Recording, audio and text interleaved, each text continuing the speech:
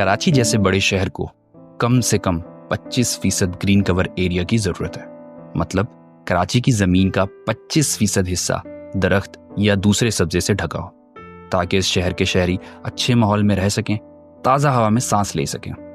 लेकिन गुज़िश्ता कई दिहाइयों से कराची का ग्रीन कवर 8% से बढ़ने के बजाय घटकर 1 से 2% रह चुका है। इस 1 से 2% में पार्क्स, ट्रीज समेत तकरीबन हर किस्म का सब्जा शामिल है। कराची जो रोशनियों का शहर है, अब इसकी रोशनी धूप की शिद्दत में बदल चुकी है।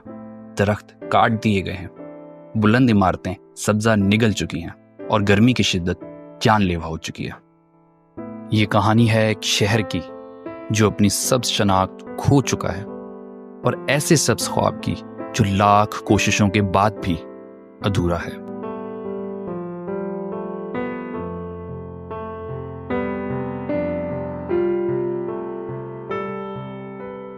Plant ecology as a subject मैंने पढ़ा और मौका मिला मैं उसको प्रैक्टिस करता रहूं।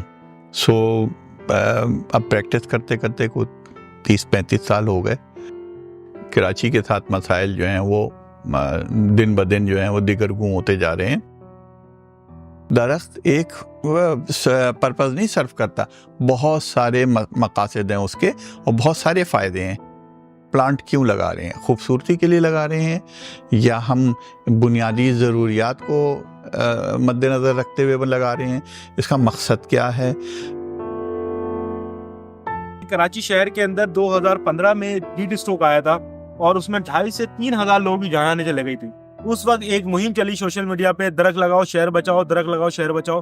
तो मैंने कहा कि दरख्त लगाना कौन सा मुश्किल काम है, आओ कोशिश करते अपने मदद आपके तहत के दरख्त लगाते। जब अपने मोहल्ले के अंदर मैंने प्लांटेशन शुरू की तो जिसके घर के आगे मैं पौधा लगाता था, मैं गेट नॉक करता था कि आपके घर के आगे एक पौधा लगा रहा हूँ मैं, तो इसको पानी दे दीजिएगा। तो आंटी कह रही है कि बेटा इसमें साया होता है। तो मैंने कहा मैम साये के लिए लगा रहा हूँ आपके घर के आगे पौधा। तो मैडम ने मुझसे कहा बेटा हमारे घर में बेटियां हैं और इसमें जिन बुत का साया होता है। वो कहते हैं दरख्त इसलिए लगाए जाएं कि गाड़ी उसके नीचे पार्क हो। किसी की समझ में ये नहीं आती कि दरख्त इसलिए लगाए जाएं कि ऑक्सीजन सांस लेने के लिए मुयस्सर हो। कहीं ना कहीं कोई ना कोई गलती कर रहे हैं जो इन कन्फ्लिक्ट विद है। लालच है, उसमें सिक्योरिटी के नाम पर कोई चीज़ है, या कम इल्मी, जहालत, ये तमाम चीज़ें जो है ना, हाँ, यानी कोएग्जिस्टेंस का जो तस्वुर है वो हमारा बहुत महदूद सा है। हम शायद पौधों को जानदार नहीं समझते हैं या दरख्तों को जानदार नहीं समझते हैं।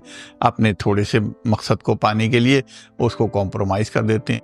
तो प्रोजेक्ट के अंदर हमने ये किया कि हमारा इलाका है सेक्टर 9 नॉर्थ कराची के अंदर, यहाँ एक बहुत बड़ी ईदगाह मौजूद है, पार्क मौजूद है, ग्राउंड मौजूद है। इसके 25% एरिया की हमने गवर्नमेंट से परमिशन ली कि सर हम यहाँ पर एक फॉरेस्ट बनाना चाहते हैं। तो उन्होंने हमसे यही कहा कि शहर में, इलाके में पीने को पानी नहीं है, आप 500 पौधों के ना पानी कहाँ से डालोगे?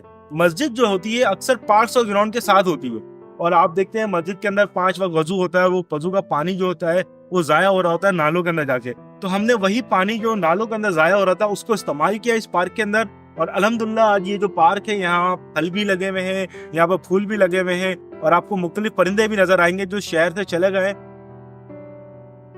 पहले से ज्यादा दरख्त लगाए जा रहे हैं, पहले से ज्यादा लोग बाशऊर हैं, पहले से ज्यादा लोग कोशिशें कर रहे हैं। फिर आखिर मसला है कहाँ? आप अमेरिका गए, एक दरख्त अच्छा लगा, आप वहाँ से उठा के उसको ले आए। भाई उसके लाने के अच्छे नताइज भी निकल सकते हैं और उसके बुरे, तो ज़्यादातर तो बुरे ही नताइज निकले। 5 जून को अक्सर और बेशतर लोगों को देखा होगा टाई वाई लगा के और बाहर जाते हैं और तेल निकल रहा होता है, और जनाब दरख्त लगाते हैं। 5 जून को आपको पता है कि वो सीज़न का टाइम नहीं है, लेकिन वो दरख्त लगाएंगे, उसके बाद दुआ भी मांगेंगे, फिर पलट के वो देखते भी नहीं है। रिसाइकिल वाटर कितना देंगे, और देंगे तो उसकी जो खुशबू होती है वो कितनी मुतासर कुन होती है। कुछ लोग जाएंगे जो बासर होंगे, वो कहेंगे यार क्या बदबू मचा रखी है आपने, अजी हम रिसाइकिल वाटर दे रहे हैं, कल बंद कर दो इसको, इसलिए कि मुझे मेरी नाक में चुभ रही है और मैं बासर हूं, बंद कर दूंगा।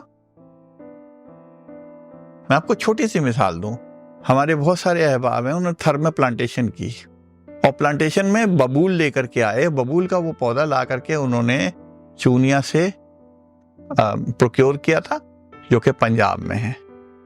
पत्थर में लगाया, 100% फेलियर। क्यों? एक्लेमेटाइज टाइम नहीं मिला। 2 माइक्रो क्लाइमेट डिफरेंट हैं। उसके बाद दूसरी एफर्ट हुई, पौधे कहां से लिए? मीरपुर खास से। दे सर्वाइव। वही स्पीशी है। सबसे बड़ा मसला एक हमारे पास ये भी आता है कि हम सब कुछ करने के बाद प्लांट्स लगा के जाते हैं और अगले दिन आके देखते हैं जो अच्छे पौधे होते हैं वो चोरी हो जाते हैं। फिर सब कुछ कराने के बाद जब हम एक पौधे को तना हुआ दरख्त बना देते हैं, फिर हम देखते हैं कि लोग आके उसको काटना शुरू कर देते हैं इस तरीके से बेदर्दी से। और बाज बच्चे सिर्फ एक फली तोड़ने के लिए, एक फल तोड़ने के लिए पूरी शाख काट देते हैं, जिनको उगने में 3 से 4 महीना लगता है। कराची जो है वो एरिड जोन है। अब एरिड जोन के क्या कैरेक्टरिस्टिक है? जो डेज हॉट होते हैं और डे लेंथ जो है वो समर में ज़्यादा होता है और विंटर में कम होता है। अब आप उसको कहीं से नर्सरी से उठा के लाए हैं तो वो एक एयर कंडीशन रूम में रह रहा था, वहाँ से उसको आपने मैदान में डाल दिया है, तो मैदान में उसके एम्बियंस में अगर उससे वैसा ही क्लाइमेट मिल गया तो आइडियल है, और अगर नहीं मिला तो कम से कम उससे मिलता जुलता हल्के से शॉक मिलता है तो वो एक्लेमेटाइज होने की कोशिश करता है। रूट सिस्टम जो है ना एक शॉक में होता है, उसको एक्लेमेटाइज करने में टाइम लगता है। तो अगर आप उसको वो लेटेंट टाइम दे देंगे, पौधा एस्टेब्लिश हो जाएगा। और अगर उसका लेटेंट टाइम बहुत लंबा हो जाएगा तो उसमें अगर विल्टिंग आ गई यानी पौधा मुरझा गया तो समझने के हाथ से गया। FAO की इस्तिलाह में लो डेल्टा स्पीशीज को प्रमोट करें। लो डेल्टा स्पीशीज से मुराद जिनकी वाटर रिक्वायरमेंट कम हो। सबसे बुनियादी जो दरख्त हैं वो हों कि जिनके कंपाउंड लीव्स हैं, अपना रेट ऑफ वाटर लॉस कम से कम रखते हैं। तो जो सूटेबल स्पीशी है जो वहाँ मकामी तौर पे उगती है उसको प्रमोट करें। और सीजन को रिस्पेक्ट करना, झाड़ियाँ लगाएं जिसको श्रब्स कहते हैं, बेलें लगाएं, सब्जा लगाएं। असल मकसद ये है। देखिए, सबसे पहले तो जो भी प्लांटेशन कैंपेन हो वो बामकसद हो, यकजा हो और उसमें प्रॉपर टेक्निकल गाइडेंस होनी चाहिए। ये कोई वो नहीं है कि आप एक मेला लगा दिया है आपने और मेले की तरह से जो जिसकी मर्जी है वो करे। कुछ डूज एंड डोंट्स होते हैं, हर जगह के, हर महफिल के, हर मजलिस के आदाब होते हैं। उन आदाब को मलहूज़ खातिर रखने की ज़रूरत है। Sticking to the technical principles, इसमें वो लोग ख़ास तौर पर के जो इसकी नॉलेज रखते हैं उनको जो है ना वो एक लीडिंग रोल लेने की ज़रूरत है, या कम से कम वो वहाँ पे मौजूद हों ताकि कोई चीज़ जो है इधर से उधर डिट्रैक्ट ना हो सके। नाकाम शजरकारी की कीमत सिर्फ दरख्त नहीं बल्कि ये बढ़ती हुई गर्मी, आलूदगी और इंसानी सेहत पर मनफी असरात भी हैं। 2030 तक कराची का दर्जा हरारत काफी ज्यादा हो जाएगा। मई और जून कराची शहर रहने के लायक नहीं रहेगा। अगर इंसानों की बका अगर किसी चीज से जुड़ी हुई है वो दरख्तों से जुड़ी हुई है। अपने हिस्से की एक शम्मा जलाने की कोशिश करें, है ना शेर, शिकवाए जुल्मत से बेहतर है अपने हिस्से की शम्मा जलाओ। नाकामी की मुमकिना वजूहात और भी हैं, पर अब वक्त है कि दरख्तों को ना सिर्फ लगाया जाए बल्कि उन्हें अपनाया भी जाए।